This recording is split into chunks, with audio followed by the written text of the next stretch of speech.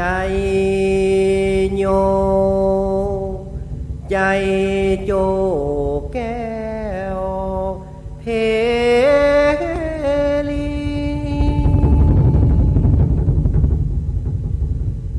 สุภาเลิกกะเสมสีห้องแผ่วปัจจามิตรจุงลานิปังปายไปเนิไพ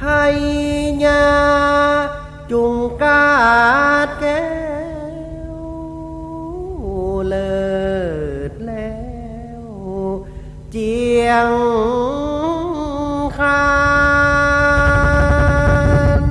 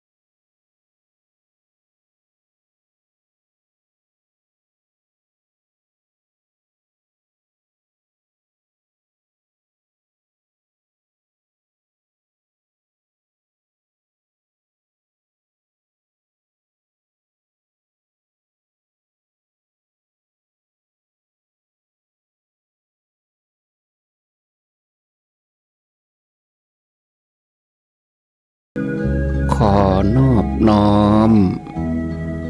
เอาคุณพระแก้วเจ้าทั้งสามประการ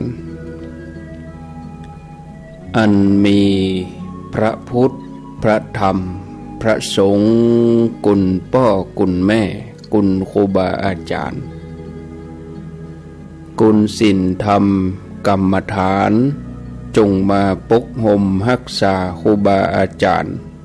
พระเจ้าพระสงฆ์ทุกรูปปกห่มรักษา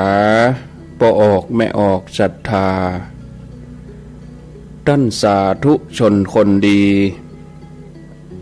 ผู้สนใจใฝ่ในธรรมทุกท่าน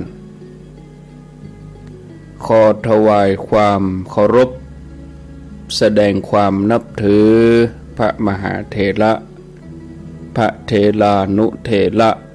เจ้าคณะพระสังฆาธิการครูบาอาจารย์เจ้าที่เปิดวิทยุฟังอยู่ที่วัดที่ว่าเวลานี้เจริญปอนศรัทธาญาติโยมท่านสาธุชนคนดีผู้สนใจใฝ่ในธรรมทุกท่าน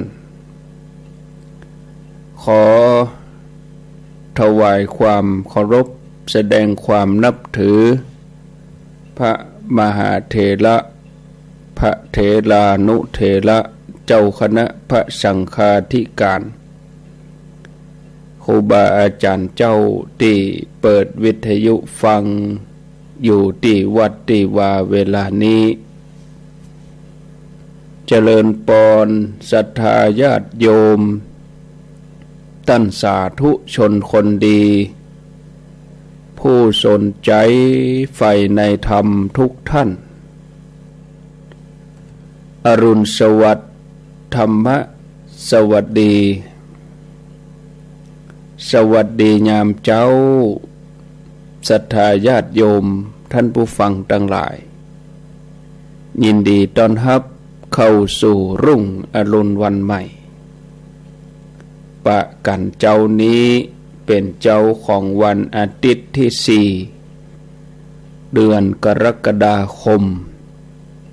พุทธศักราช2564วันนี้เป็นวันเดือน10เหนือแฮม10ค่ คร่ำว่าเป็นวันอาทิตย์3:09 น.ขอเจริญปอนต้อนรับทุกท่านเข้าสู่รายการเสียงธรรมแสงทองสัพเพเหระปกิณกะใกล้แจ้งประจำวันอาทิตย์ดำเนินรายการโดยอัตมภาพพระครูอภิวัฒนวิกรมวัดปากตังเจริญตำบลดอยหล่ออำเภอดอยหล่อจังหวัดเชียงใหม่เป็นผู้รับผิดชอบดำเนินรายการมาพบกับญาติโยมท่านสาธุชนท่านผู้ฟังทั้งหลายเป็นประจำตั้งแต่เวลา3:00 เป็นต้นไปสลับสับเปลี่ยนกับครูบาอาจารย์ทั้งหลายหลายรูปหลายตนหลายองค์ญาติโยมก็ได้ฟังรายการที่หลากหลายสลับสับเปลี่ยนกันไปหลายรูปแบบหลายรสชาติจะได้มีความเบื่อเมื่อถึงเวลาก็ไหลสถานีวิทยุมาที่คลื่นนี้รอท่ารอเป็นประจำญาติโยมท่านทั้งหลายที่เคยได้ยินได้ฟังอยู่บ้านเป็นผู้ป่วยติดเตียงกะเป็นคนเฒ่าคนแก่ที่อยู่คนเดียวกะเมื่อได้ยินได้ฟังธรรมะแล้วก็ทำให้สภาพจิตใจนั้นดีวันดีคืนบางง่อมบางเหงาบางเป็นโรคซึมเศร้าอันนี้แหละอ้องว่าธรรมะโอสถเป็นยาปากหนึ่งที่นำไปสู่ญาติโยมถึงบ้านถึงจองตอบโจทย์ในเรื่องของการใจสื่อสารถึงแม้จะเป็นวิทยุดูเหมือนจะมองว่าเป็นแบบเก่าแบบโบราณแต่ก็ยังใจได้เพราะว่าคนแถมกลุ่มหนึ่งแถมส่วนหนึ่งที่เปิ้นบ่สามารถเข้าถึงเทคโนโลยีสมัยใหม่บ่ว่าจะเป็น Facebook บ่ว่าจะเป็น LINE บ่ว่าจะเป็นระบบอินเทอร์เน็ตอันนี้บางคนเปิ้นก็บ่ได้ใจในสิ่งเหล่านี้วิทยุนี่ก็จะเหมือนตัวสื่อที่ง่ายที่สุดที่เหมาะสมสำหรับผู้สูงอายุผู้สูงวัยเพราะว่าเปิดปุ๊บก็ได้ยินปั๊บบ่ต้องมีขั้นตอนอะไรอย่างที่ยุ่งยากแล้วก็ค่าใช้จ่ายนั้นก็บ่พอนักเท่าใดอันนี้หมายถึงผู้รับนะแต่ถ้าผู้ส่งนี่โหนักเหมือนกันผู้ส่งคือตัวสถานีนี่ผู้รับนี่ก็ถ้าเป็นระบบเทคโนโลยีรุ่นใหม่ก็จะต้องได้สมัครอินเทอร์เน็ตต้องลงทุน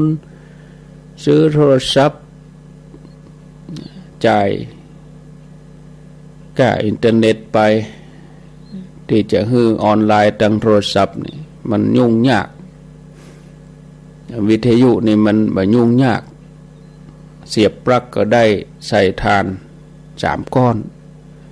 ฟังในรถก็ได้อยู่ที่ไหนก็ติ้วไปด้วยถึงบ้านญาติโยมเขานะแต่ถ้าเป็นส่งทางออนไลน์ทางมือถือนี่ไปตัดจุดบอด บ่มีสัญญาณอินเทอร์เน็ตก็หมดสิทธิ์บ่ได้ยินอันนี้มันก็ควรจะเป็นอย่างที่เป็นช่องทางให้คนแต่ละคนเลือกคนบางคนเปิ้นก็สะดวกฟังทางนี้บางคนเปิ้นก็สะดวกฟังทางนี้ญาติโยมเนาะบางคนเปิ้นบ่สะดวก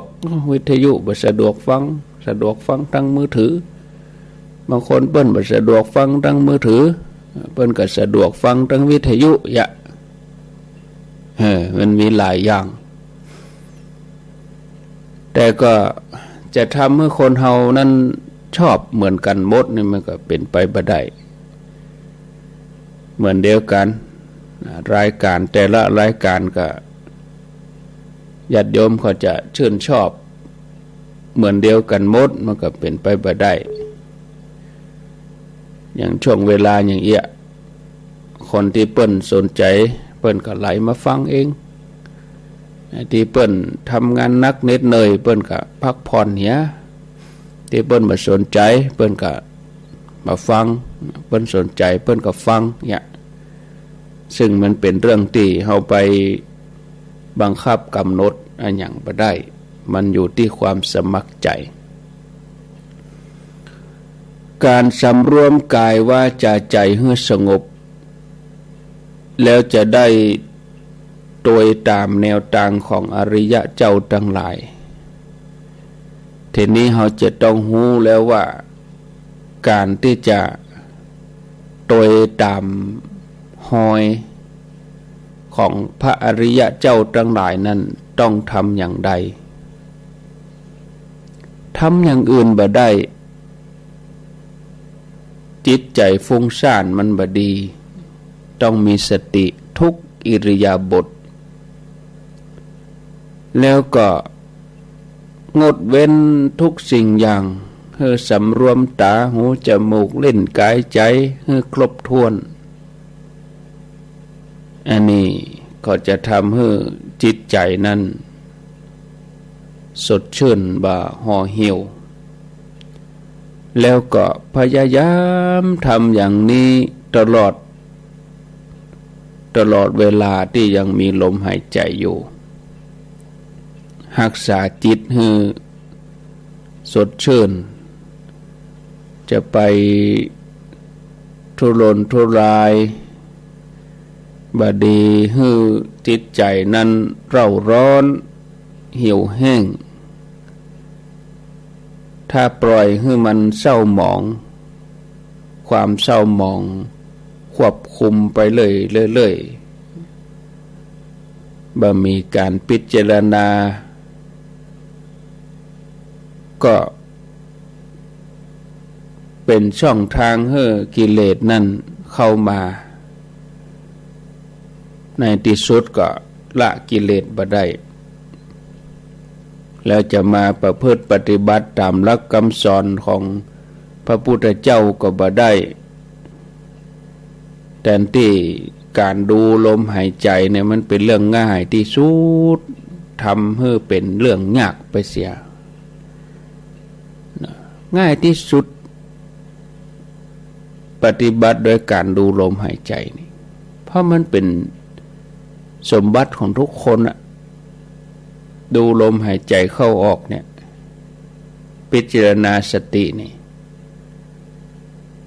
เราจะต้องมีความเพียรถ้าเพียรมีวิริยะก็ฮือเห่งทำเหี่ยสังเสียตั้งแต่บัดนี้ถ้าเรามีความเพียรทำไปก็จะเป็นกำให้สูงสุดของชีวิตเราเพราะว่าการเกิดมานี่ต้องมาหู้เรื่องนี้ไม่ใช่เกิดมาเพื่อจะสะสมไขว่คว้าเอาเข้าของเงินทองเอาชื่อเสียงเอาอันยังต่ออันยัง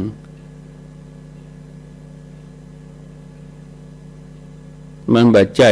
เป็นเรื่องที่จะเลี้ยงกายอย่างเดียวก็จะต้องมีธรรมะเลี้ยงใจ ถึงจะได้ชื่อว่ามีชีวิตอยู่อย่างสมบูรณ์แล้วก็ปฏิบัติตามหลักคำสอนของทางพระพุทธศาสนาขององค์พระสัมมาสัมพุทธเจ้าญาติโยมท่านทั้งหลายตั้งแต่เริ่มตื่นมาเขาก็ทำตามกิเลสตัณหาอุปทานเดี๋ยวก็เรื่องนั้นปิกมาเรื่องนี้มาแต่บ่เจ้าบ่แจ้งก็เสาะหาข้อมูลอันยังมาหุเอามาใส่ในสมองทำไมเป็นจะได้ตื่นมายังแบบทำให้สมองเฮาโล่งๆหยุดทำตามกิเลสตัณหาเนาะถ้าเฮาหยุดได้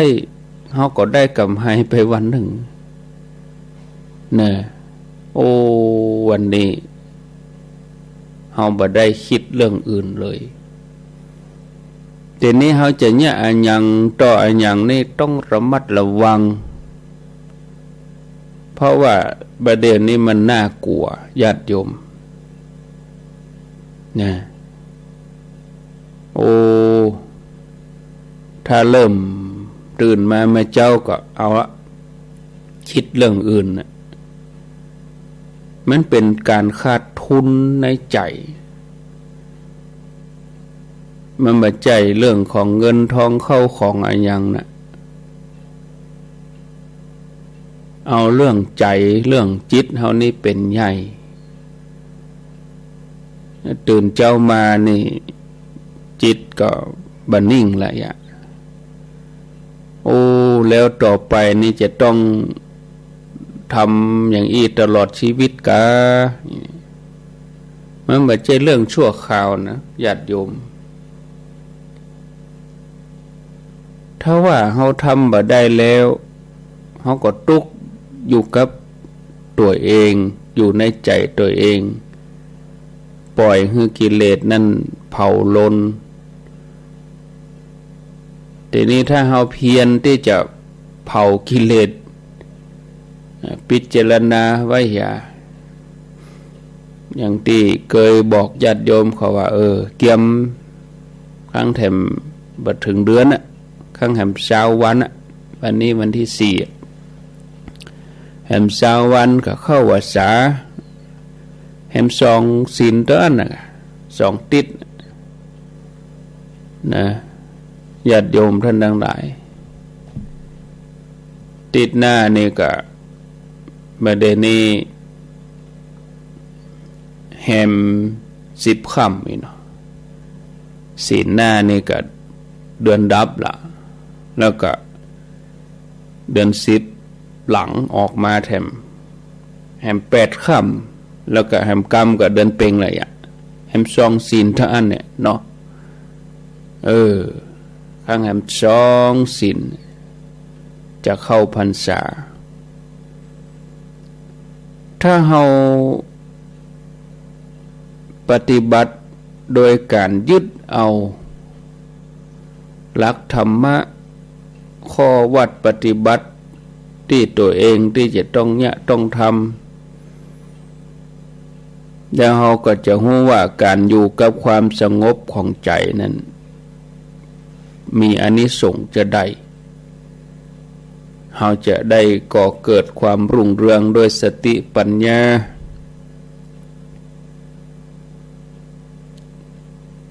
ถ้าเรารู้ว่าวิธีการปฏิบัติที่จะดับทุกข์ดับกิเลสนั้นในชีวิตประจำวันเราอยู่ที่ไหนปฏิบัติอย่างใดถ้าเราจับจุดได้ถูกมันก็เป็นกำไรชีวิตแต่ถ้ายังถึงป่านนี้ยังจับจุดบ่ได้ยังบ่ได้น้อมมาปฏิบัติอันใดเตื้อเนี่ยโอ้จัดยากญาติโยมทั้งหลายอันนี้เป็นโอกาสดีนักเท่าใดที่เราได้มาฟังที่เราได้มาปฏิบัติที่เราได้มาพิจารณาตัวเองรู้เรื่องของความทุกข์ความบาดเตี้ยง แล้วสติมันก็จะแหลมคมไปเรื่อยๆดีขึ้นไปเรื่อยๆก่อให้เกิดปัญญาถึงจะเผลอเพลิดเพลินไปกับอันยังมันก็ยังปิกเข้ามาดูตัวเองได้ง่ายขึ้นบ่ได้เตลิดเปิดเปิงถ้าเฮาแบบนี้อย่างอี้เนี่ยเฮาจะบ่ฮู้เรื่องอันหยังเลยเฮาก็จะมีทุกข์อยู่ในสังสารวัฏเวียนตายเวียนเกิดอยู่นี่ญาติโยมท่านทั้งหลายเรื่องภายในจิตนี่มันเป็นเรื่องสำคัญญาติโยมทุกคนต้องขอให้พยายามบ่ดีไปยึดถืออันหยังอย่าไปเผลอเพลิดเพลินเอาอันหยังมายึดถือเวลานี้น้อมดูจิตเพียรอย่างเดียวต้องเพียรปฏิบัติตั้งอยู่ด้วยความบ่ประมาทเพราะว่าไฟมันลุกไหม้เผาลนญาติโยมทั้งหลายแล้วในที่สุดก็จะตกอยู่ในห้วงทะเลแห่งความร้อนแห่งไฟกิเลสแล้วก็จะได้ทุรนทุรายบ่ได้ปะแสงสว่างชีวิตที่เฮาทั้งหลายได้มาปะมาพบได้มาประพฤติปฏิบัตินี่มันเป็นของประเสริฐแท้ๆถ้าบ่ได้ประพฤติปฏิบัติบ่ได้เดินทางก็มีกระตุกมีแต่ความยึดมั่นถือมั่นแล้วก็ประสบกับความกลัวแล้วก็ต้องหลอกลวงตัวเองอยู่เรื่อยไปกลัวเจ็บกลัวพลัดพรากกลัวจากแล้วก็หลอกตัวเองว่าทุกสิ่งอย่างนั้นเป็นของเที่ยงเป็นของตัวเองบ่มีความทุกข์แต่ความเป็นจริงแล้วคือทุกสิ่งอย่างนี่มันจะต้องเปลี่ยนแปลงมันเป็นทุกข์มันบ่ใช่ตัวตนอันนี้คือความจริงเราต้องฝึกพยายามฝึกสติให้หูจิตตัวเองทุกอิริยาบถให้ได้ฝึกไปมันจะได้พ่องเสียพ่องเนาะก็ดีกว่าที่บ่ได้ทำเลยเพราะว่าจิตนี่มันบ่ใช่ของที่เราจะหูได้ง่ายๆเพราะมันเคยท่องเที่ยวมาตลอดมันบ่ได้อยู่กับเนื้อกับตัวมันไปเอี่ยวเสาะยึดอันนั้นตุกไปกับสิ่งนั้นทีนี้ต้องเอาเชือกคือสติเนี่ยเหนี่ยวรั้งมัดมันไว้ให้ปิกมาอยู่เอาให้อยู่ที่ต้องเรียนรู้ฝึกพระกรรมฐานนี่ฝึกเพราะอย่างก็เพราะว่าให้จิตมันอยู่บ่ต้องไปเอี่ยวยึดถือเรื่องอื่นพระกรรมฐานบอกว่าบทไหนก็เพื่อให้จิตสงบอันนี้เป็นขั้นที่หนึ่งบอกกองหูว่าจิตสงบแล้วก็พิจารณาจิตใจเข้าไปลึกซึ้งเข้าไปประพฤติปฏิบัติต้องมีความอดทนต่อสู้กับเวทนาหลายอย่างเหมือนกันเพราะว่าเรื่องเวทนานี้มันเป็นเรื่องที่จะต้องอดทนต่อสู้ความเจ็บปวดอะไรอย่างที่เกิดขึ้นในร่างกายของเขาหรือว่าจิตใจของเขาที่มันฟุ้งซ่านต้องพยายามกำหนดหูลมกำหนดหูสงบระงับดูกายในกาย อันนี้ถือว่าเป็นการดูก็คือพิจารณาตัวธาตุดินน้ำไฟลมที่มันแสดงปรากฏให้เฮาได้หู้ได้หันอันนี้การพิจารณากายในกายต้องหันตั้งในว่าเป็นธาตุดินธาตุน้ำธาตุไฟธาตุลมแล้วก็พิจารณาเวทนาในเวทนาหลักเปิ้นก็มีเอาไว้อย่างนี้แต่ว่าเฮาบ่ได้ทำเมื่อเฮาบ่ได้ทำเฮาก็เลยบ่ฮู้โอ้เปิ้นอู้กันเรื่องอันหยังกายคือหยังเวทนาคือหยังจิตคือหยังธรรมคือหยังเฮาบ่ฮู้เฮาก็มาบ่นอยู่หั่นว่าเฮาบ่ฮู้ทำไมถึงบ่ปฏิบัติถ้าเฮาปฏิบัติเฮาก็จะฮู้ปฏิบัติมันก็บ่ฮู้นะญาติโยมท่านทั้งหลายฝึกสติทุกอิริยาบถนะต้องฝึกนะพระองค์เปรียบเทียบเหมือนกับการฝึกงัวฝึกม้าต้องฝึกอยู่หั่นน่ะซ้ำๆซากๆเพี้ยนฝึกนั่นตื่นเจ้ามาก็ไหว้พระนั่งสมาธิเดินจงกรมเอาอยู่หั่นน่ะนะแต่บางคนนี่ชอบมันน่าเบื่อมันก่ายอย่างยังก็บ่ฮู้เนี่ยเพราะทำบ่จริงทำบ่แท้อย่างเปิ้นฝึกมาเปิ้นเอาใส่บังเหียนสวมบังเหียนแล้วก็จะต้องฝึกซ้ำซากฝึกแล้วฝึกแถมมันพูกก็เอาฝึกย่างฝึกเตียวจนกว่าจะบังคับให้ม้ามันสามารถเหียนหูเลี้ยวซ้ายเลี้ยวขวานะตามที่ฝึกไปสั่งหยุดก็หยุดสั่งเดินก็เดินนะกายกับใจก็เหมือนกับม้าที่จะต้องฝึกเพราะมันมีความพยศหลายอย่างเนาะแล้วก็ต้องพยายามอดทนต่อความทุกข์ที่เกิดขึ้นบอกว่าประสบกับความร้อนความหนาวความเจ็บปวดสัตว์เลื้อยคลานเลือดยุงลมแดดและสัตว์เลื้อยคลานทั้งหลายต้องอดทนญาติโยมท่านผู้ฟังทั้งหลายให้พยายามเข้าใจการมีสติอยู่เป็นประจำมีคุณประโยชน์นักกายมีจิตนำไปแน่นอนกายมีจิตนำไปจะไปไหนเขาก็เกิดเถียก่อนโอ้วันนี้จะไปออกบ้านไปหันไปนี่มันเกิดเถียก่อนแล้วกายอันมีจิตนำไปแต่ถ้าเขาบ่ได้ฝึกจิตมันก็ปาไปเลยแทนที่จะไปทางดีมันก็ไปทางบดีนะแต่ถ้าเขามันการมีสติอยู่เป็นประจำก็มีกุล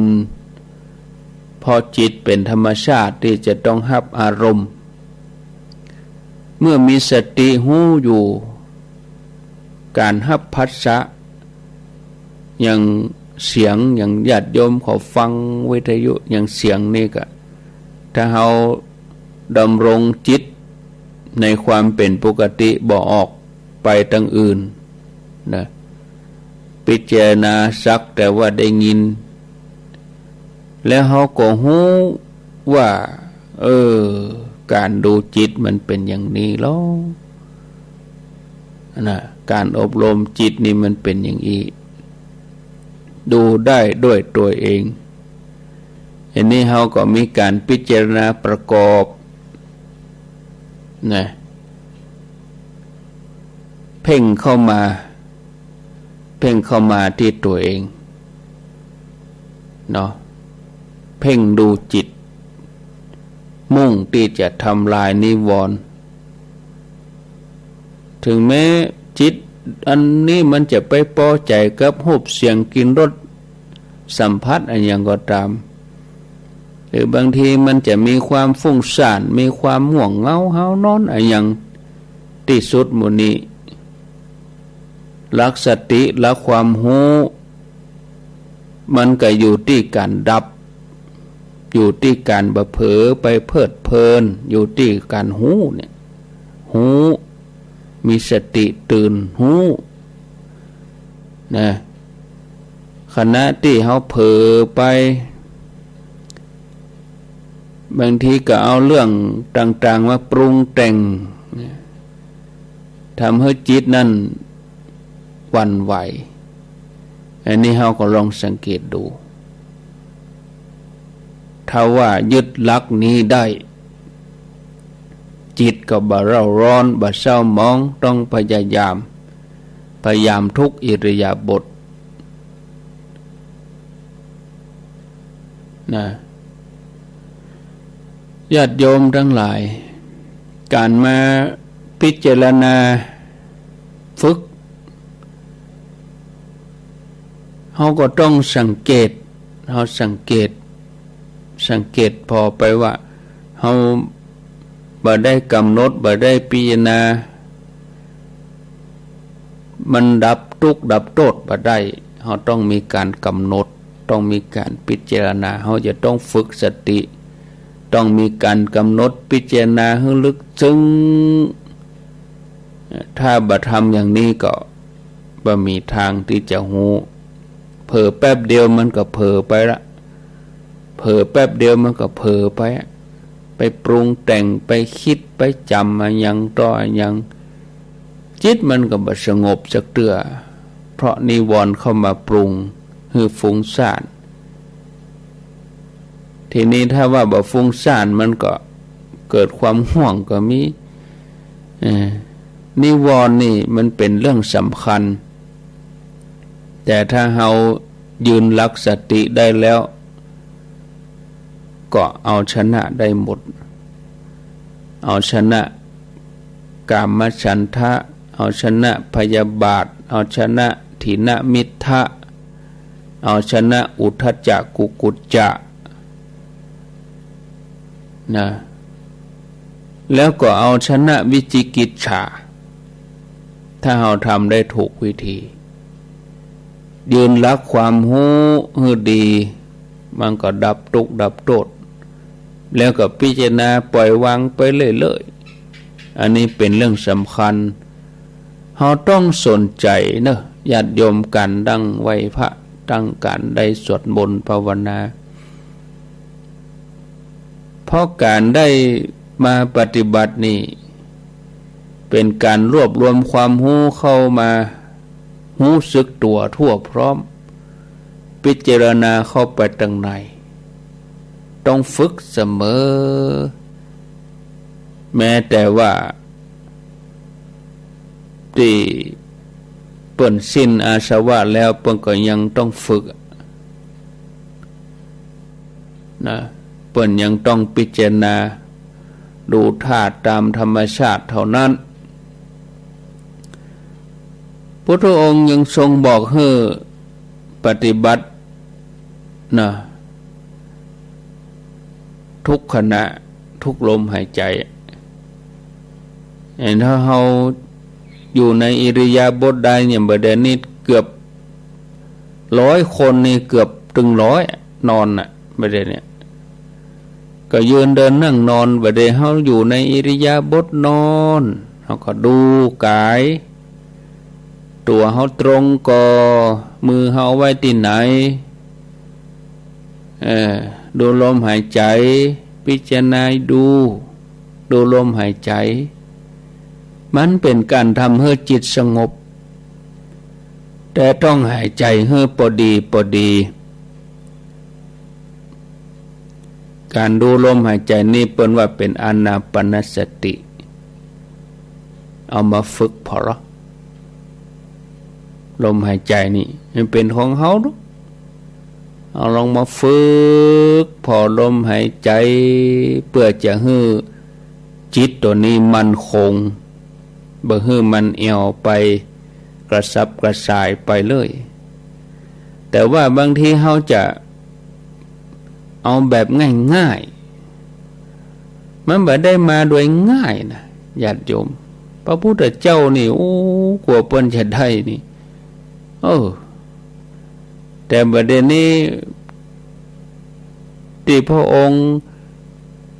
นำมาถ่ายทอดนั่นคือเป็นสูตรสำเร็จสูตรสำเร็จที่พระองค์ได้คิดค้นได้ปะแล้วได้ตรัสรู้แล้วด้วยตัวเองแล้วถึงนำมาบอกกล่าวนะการอบรมจิตนี่มันต้องค้นคว้าต้องพิจารณาอย่างต่ออย่างพิจารณาประกอบมีนิวรณ์เกิดขึ้นอย่างใดเผลอสติไปเพลินเพิดเพลินไปลักษณะอย่างใดนี่ต้องหูนะญาติโยมท่านทั้งหลายจิตที่ฝึกดีแล้วนำความสุขมาให้อีเนี่ยเปิ้นว่าอย่างอีนะฝึกให้มันได้ความละเอียดนะศรัทธาญาติโยมท่านสาธุชนท่านทั้งหลายพอไปกะเวลาก็ล่วงไปเนาะเดี๋ยวนี้ตี 3 กับ 41 นาทีละวันนี้อยู่ด้วยกันชั่วโมงเดียวแล้วก็คุณภาพของเสียงวันนี้อาจจะบ่ค่อยดีตัวใดนะเพราะว่าสลับคอมพิวเตอร์เปลี่ยนคอมพิวเตอร์อันตัวที่มันออกดีๆนั่นเสียงบ่เข้าแปลงตั้งเมื่อตี 2ละบ่ดีเตื้อมันเป็นตาหยำหุตะว่าก็ยังเอาออกวันค่ำเลยมาสลับใจคอมแห่งตัวก็คุณภาพเสียงก็คงจะบะแจมมีเสียงจีวีวอตัวมาหน่อยก็ยังได้ยินอยู่เด้อเนาะแต่ถ้าเป็นตัวเก่านี่เสียงมันเงียบดีน่าจะเมื่อยกะฮะเนาะ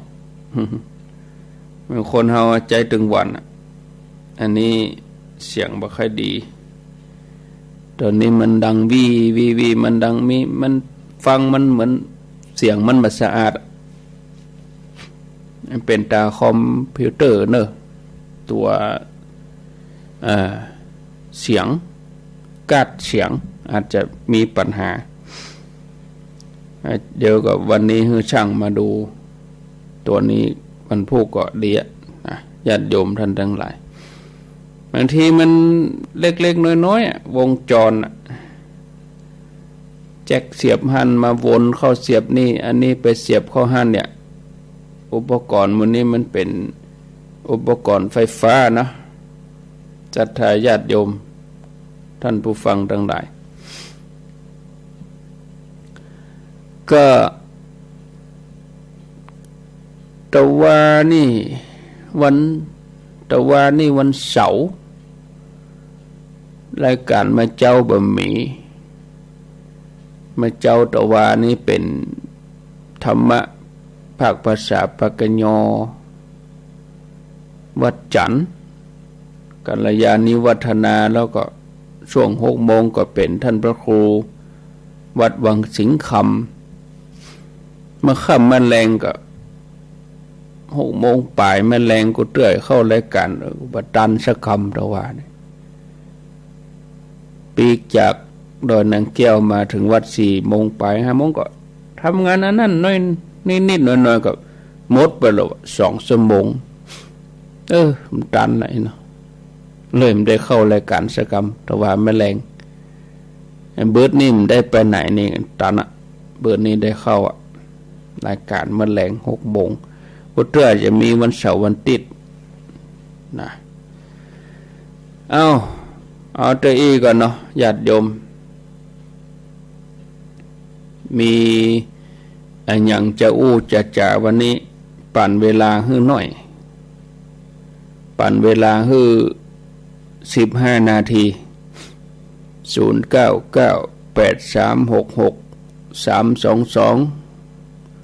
ไผจะอู้จะจาก็ขอเจริญปอนโทรเข้ามาแจ้งผลการนับฟังสนทนาตึงยอมรับเลยวันนี้เสียงบ่ค่อยแจ่มเป็นตาแจ็คเสียบคอมพิวเตอร์ตัวนี้บึดนี้จะแปลงมันพูดก็ดีละโอเราวันเดียวบ่ได้เนาะเจริญปอนก็มาสามว่าจะได้โอ้ความก็เปิดสักเดือนร่างเพียงดีลูกเฮาบัดสังเกตแต่ก็มีหยังแต่ถ้าสังเกตเห็นหน่อยมันก็มีหันหน่อยตึงปกติวันนี้ถ้าเฮาฟังเผินๆก็ได้ยินนะเนาะก็คือได้ยินแต่ถ้าเฮาช่วงจังหวะที่อาตมายังอู้มันก็มีเสียงอื่นอยู่แต่ถ้าเฮาฟังเฉพาะเสียงอู้มันก็เสียงอื่นเข้ามากวนละแต่ถ้าเฮาเป็นสังเกตดีๆเนี่ยมันช่วงที่เฮายังอู้มันเงียบเนี่ยมันจะมีน้อยฟังออกอยู่แต่อย่างป้อนี่ป้อกับจิตเฮามุ่งเสียงจิตของเฮานี่เฮามามุ่งฟังแต่เสียงที่มันดังอย่างเดียวหรออย่างอื่นเฮาสนได้อ่ะมันก็เลยเสียงที่อู้นี่ก็เลยแจ่มขึ้นมาอ่ะเนาะครับโบทนาเนอกับภาษาเจริญปอนกราบไหว้ศาลเจ้าท่านพระครูแม่สีทองหนองบัวชอจานเนอแต่ไม่ได้อยู่หนองบัวชอจานอยู่ห้องจ้างนี่ มาเอวบ้านน้องห้องจ้างสันปะตองนี่กะห้องจ้างเนี่ยละปูเนี่ยเจ้าห้องจ้างพญาวันเนี่ยเจ้าห้องจ้างพญาวันเจ้าว่าน้องอยู่นี่เจ้าเขามาเอวแต่ว่าไปแวะไปเอวมัก3 โมงป่ายแล้วก็น้องก็ฝากขนมไว้กันเนนน้อยนะได้แล้วเหรอจ้ะได้แล้วจ้ะได้ละถ้าครูมาได้ติ๊กมาถึงเตี้ยบอกเขาเพิ่นแล้วว่าเพิ่นบ่อยู่ว่าน้องเพิ่นไปดอยนางแก้วนั่นน่ะเพิ่นว่าจะไปแอวม่วนดีแต่วัดม่วนดีแต่ลมเย็นดีได้ปะได้มาได้ปะได้จ้ะไปป้าอย่างอยู่แต่ว่าตึงบอกตั้งแต่ 2-3 วันแล้วหรอก็น่าจะบอกเขาเพิ่นต้นฟังว่าจะไปแอวไปเดี๋ยวเขาถ้าดอยน้อยปะไปป้าไผตัวลงก็ไปปุ่นเจ้าแล้วก็แรงมากน้อยก็ไปวัดหนองเหียงพระท่านพระครูวรธรรมมันนั่นเปิ้นปิกก่อนเจ้าท่านพระครูเปิ้นปิกก่อนอาตมาเขาอยู่ถึงแรงพอ3 โมงก็ปิกโมทนาเนอเจ้าแต่ไม่จ่าเจ้าเจริญปนไม่จ่าครับพระครูครับผมว่าจะได้น้องเดียวนะครับวัดสายหินนะครับผม104.5เนาะครับไว้สานะครับโมทนาน้องเบล0998366322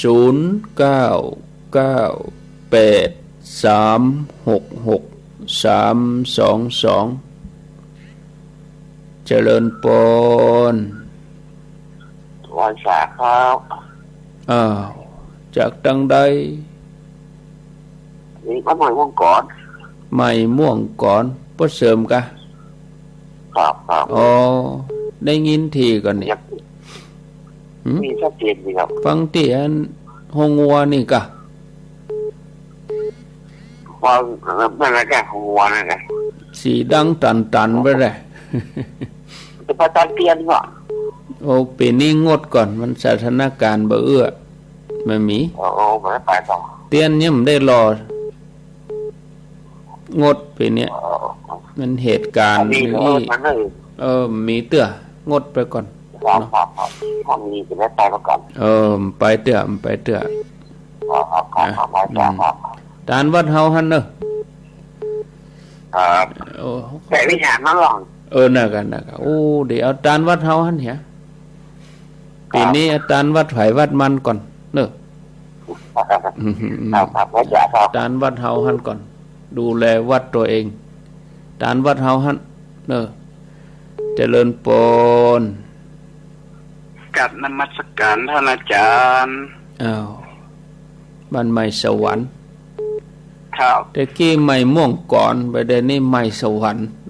บ้านใหม่เหมือนกัน อยู่ที่เขาพระปกปันฤาษีครับ เดี๋ยวเนี่ย ครับ ได้ยินทีกันนี่ชัดดีกว่า โอ้อยู่บนดอยได้ยินชัดวันนี้เปิ้นพัฒนา แล้วก็วันพุธเปิ้นจะบวงสรวงท่านมหาไพศาลขอเชิญมาด้วยครับ เด้อบ้องสว เปิ้ ง น อะไร มา อย่าง พัฒนา บ้องสวงอะไร เขาพระโป้คำปันทาวงศ์ครับ อ่างห้วยมะนาว ว่าไปสุดๆประกาศให้มันสุดๆแล้วๆไปเลย พระมหาไพศาลวัดตาบะอีเปิ้นมาพัฒนา เพราะว่าเขาพระโป้คำปันฤาษีเนี่ย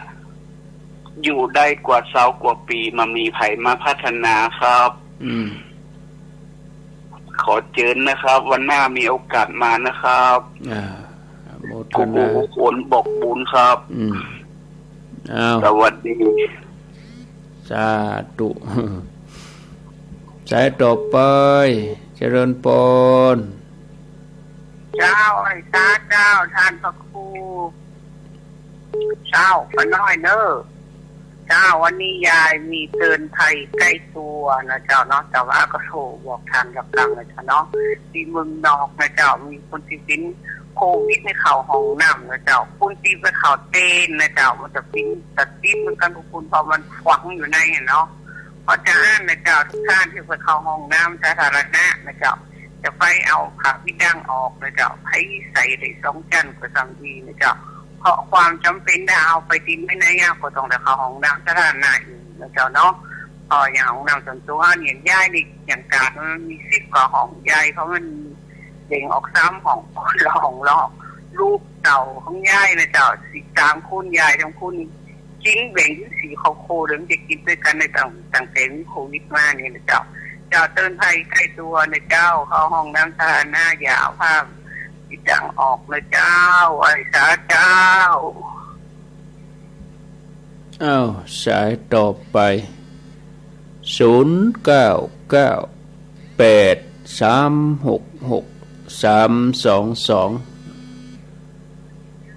เจริญปนไพศาลครับอาจารย์วันนี้เตบบุตรหลายเลยนี่อยู่ที่ไหนอยู่แม่ทาดอนใจครับโอ้แม่ทาดอนใจโทรมาครั้งแรกเนี่ยครั้งแรกเลยบอกนะครับฟังมาเมินแล้วกะฟังถึงวันนะครับถึงวันเลยโอ้ดีฟังกันจะหลายก็ต้องพูดอยู่หลังโรงพยาบาลนะครับโรงพยาบาลแม่ทานะโรงพยาบาลแม่ทาหลังพระทามหาชัยโอ้ฟังสถานีไหนนี่สถานี104ครับ104ไฟหินนะมันแล้วครับโมทนาเนอะสาธุนี่เป็นฟังใหม่เจริญป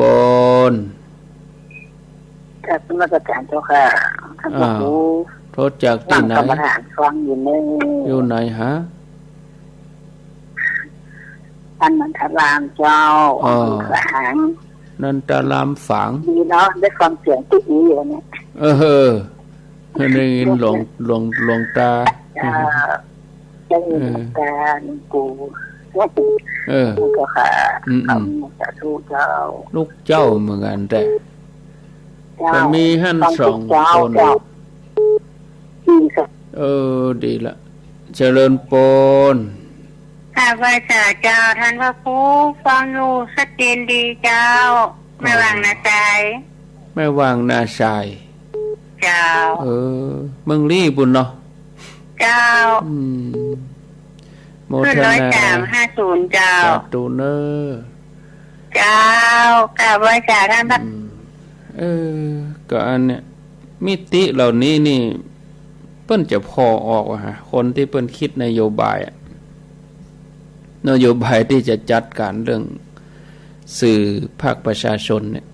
เปิ้นถ้าอย่าบ่คิดมิติหมู่นี้มิติรายละเอียดอย่างคนเฒ่าเปิ้นฟังรายการนี้ตี2ตี3เปิ้นก็เหมือนรู้สึกว่าเปิ้นมีความหวังคนเฒ่าเปิ้นฟังรายการเนี่ยจิตใจเปิ้นบ่หดหู่แต่ว่าคนที่เปิ้นคิดนโยบายนี่เปิ้นหลับอยู่บ่ได้เปิ้นบ่สิตื่นอย่างเฮาเนาะเปิ้นบ่ได้มองมิติเหล่านี้อย่างใดก็แล้วแต่ความคิดของคนเฮาเด้อย่างคือความสุขของประชาชนควรจะมอบให้อันนี้เป็นความสุขของเปิ้นในยุค